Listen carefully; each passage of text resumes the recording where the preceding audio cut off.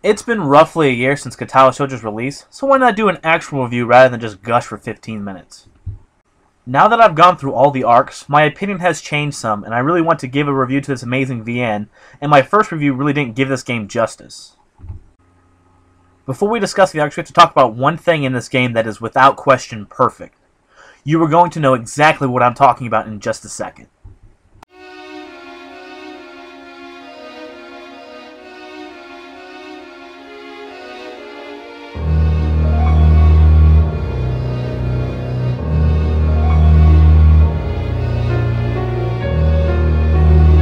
A thousand things just went through your mind, but the chill that went down your spine the first time you heard this was just there, and you know exactly why it was there.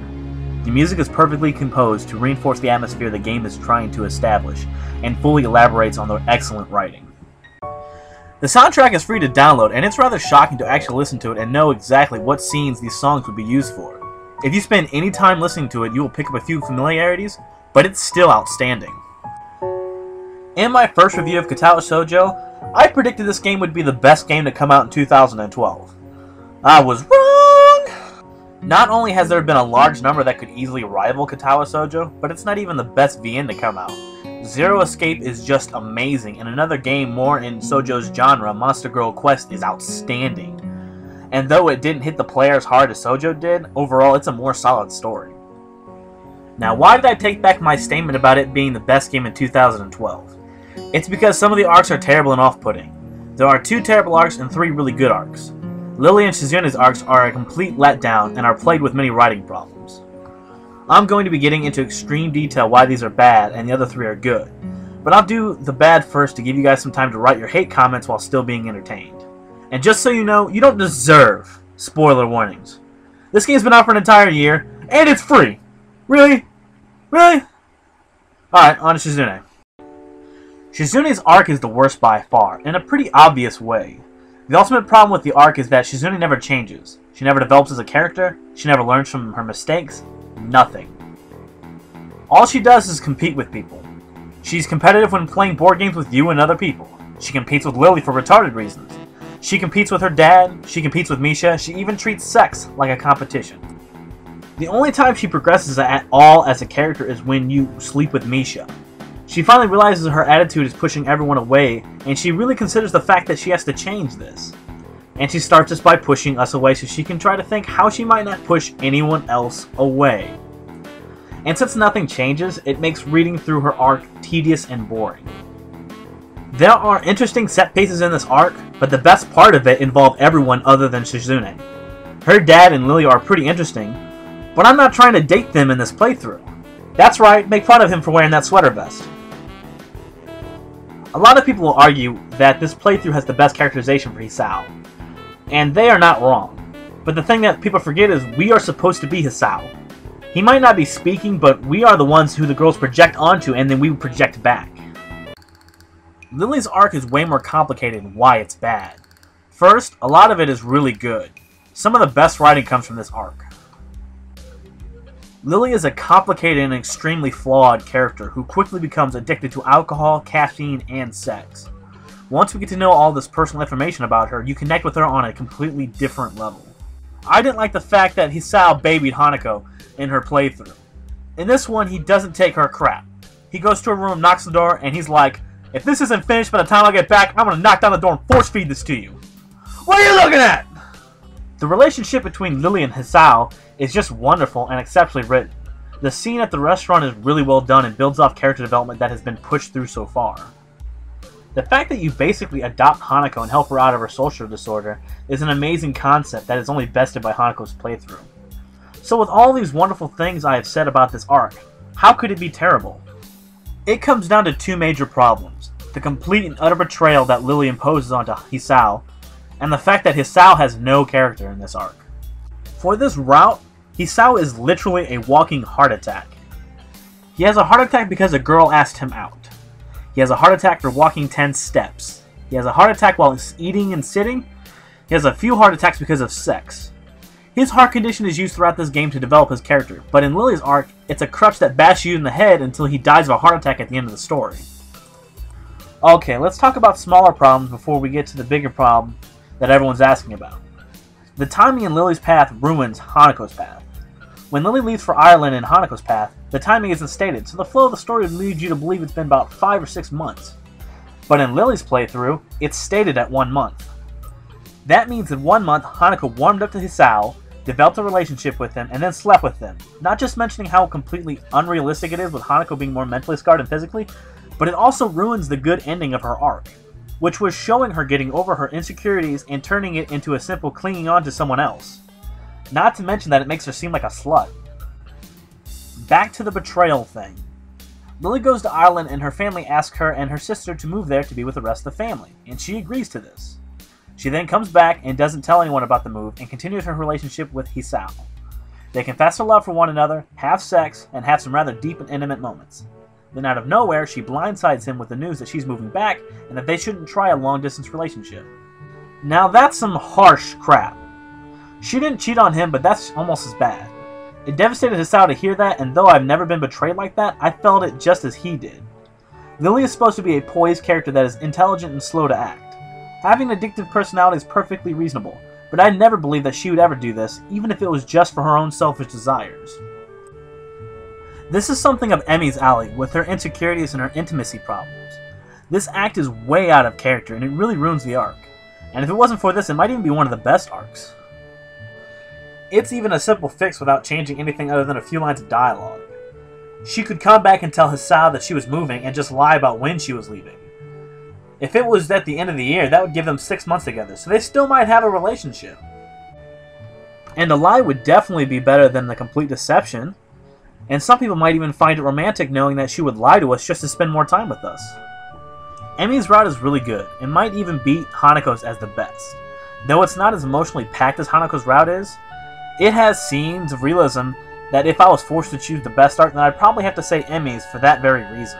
The lovey-dovey awkward moments that we are forced to sit through are stupid high school crap that perfectly fits this game. Most of the romance in this game are on a more mature level, and that makes for good reading, but it misses that touch of realism that gives it that perfect feel. The other thing that I absolutely love about this arc is that Hisao is no longer a walking heart attack. Not only that, but he's also healthy and running every day, to the point where he's not crippled anymore and no longer qualifies to be in the game. But I very much appreciate this in comparison to Lily's heart attack-ridden boyfriend. Emi also has real emotional problems that progress the arc with well-paced writing. Though it does chalk up another mark for Hisao being retarded, her abandonment issues with her father does present good conflicts even if they're completely predictable. Her emotional instability feeds into her rejecting Hisao, and the conflicts that ensue are rather refreshing in both the good and the bad of trying to break down someone's barriers while still trying to be on their good side. Even what so many stupidly called hentai was exceptionally well done. The sexual exploration in this route elaborates even more as Emi as a character, not to mention the incredibly funny scene that happens right after the first sex scene. Emi isn't the most complicated character, nor is she the smartest, but she is honest and she feels like a real person. Rin's route should be the best of the 5, but thanks to Hisao being incredibly retarded and not being able to take a hint when he's shown a massive cue card telling him to shut up, it's not. Rin is one of the deepest characters in the visual novel, and easily one of the best defined of them all. Even Hisao was incredibly well written, with him being introspective and trying to become more positive about his life. Then 4 Leaf Studios had to ruin it. Sometime into Act 2, Rin's art teacher tries to get Rin to have an art exhibition. She turns to Hisao and tells him that she's desperately afraid of change, and this new development has her extra worried. The only thing he can say, and this is one of the choices, not just dialogue out of your control, is pointless reasons why she should do it even though she's terrified of it. This one moment changed my thinking from this was the best arc in the entire VN to making me so frustrated that I had to stop reading for the night. Then when Rin comes to Hisao's room to make up with him, he just yells at her because he just molested her. It's okay to be mad when she pushed you away the way she did, but you don't get to yell at her for it like she stole something from you. And then they start smoking. Really? Hisao has a severe heart condition in which a kiss from a girl could kill him and he's going to smoke? That makes walking up a hill look like he's just sitting in a chair. There was only one other problem in this arc, and it's about the stupid art crap. Now, I'm not going to count this against the arc because it's completely my prejudice, but it's still there. The atmosphere and discussion about art forces me back to school. Art school almost always develops an incredibly pretentious atmosphere in which pretentious douchebag students walk around thinking that they are the most important people in the world. And this arc reeks of that. When Ren is chewed out by her art teacher, it brought up some repressed memories that made me want to stab one of my professors to death with a spoon. Why a spoon, cousin? Why not an axe? Because it's dull, you twit. It'll hurt more. But like I said, it's all me, and that little rant should have nothing to do with this arc. Ren's emotional problems, even if unrelatable to a lot of people, truly force you to reevaluate your life, and it held the most depth out of all the characters. Lily doesn't have a problem other than she actively betrays you. Shizune is retarded, so she's perfect for Hisao. Hanako and Emi both had intimacy issues, but they work on different levels. Ren's problems stem from a self-identity crisis, and even though most people would think that she's an airhead, she probably has put more thought into who she is than an entire graduating class would. These moments where she discusses how she seems to change so often, and that every time she changes she doubts that she is Ren anymore, are so profound that I couldn't believe that 4-Leaf could produce something even this good. That is, until they ruined it. Hanako route was astounding in its pacing, and its quality is amazing. She's by far my favorite, other than Miki, but that is of no concern. No, Miki! I love you so much! Don't leave me! Hanako's route is by far the most emotional. Her good ending nearly broke me, and I'm not even going to get started on the bad. Though there is a moment that makes Hanako kinda stupid. Toward the end of the good arc, she talks about how she doesn't want to simply be a person to be protected like Lily is to her. But it is inherent to nearly all men to protect the women that are precious to us. Heck, I'd protect any woman being harassed on the street, being bothered by a group of 10 men or less.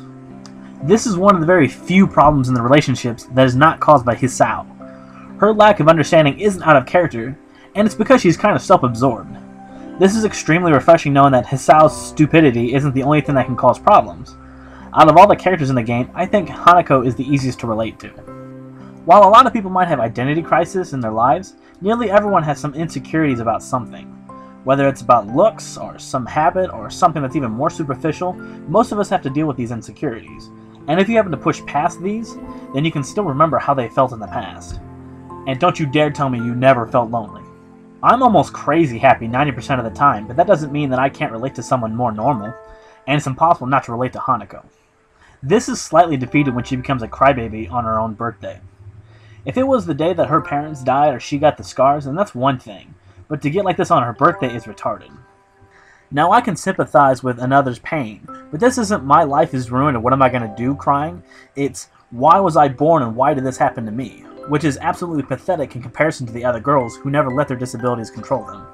Lily is blind, Emi and Rin are both missing important limbs, and I'm about to slap Shizune.